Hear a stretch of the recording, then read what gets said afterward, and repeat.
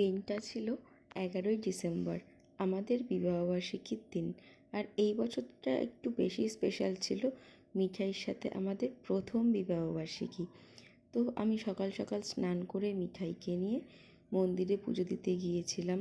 তো তখনও মন্দিরে ঠাকুরমশাই আসেননি, তাই আমরা একটু ওয়েট করছিলাম। আর সেই ফাঁকে একটু সুন্দর সুন্দর ফটো তুলে নিচ্ছিলাম।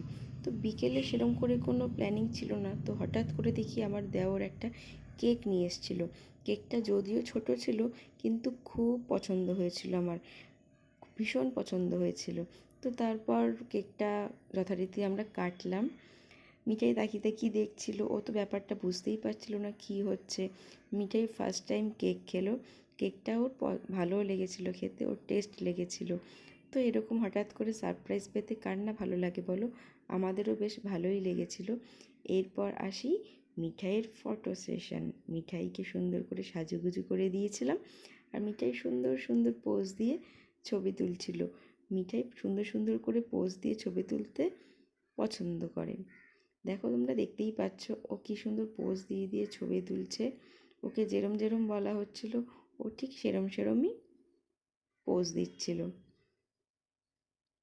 ভগবানের কাছে প্রার্থনা করি আমরা যেন এইভাবেই থাকতে পারি, হাসি খুশি তিনজনে।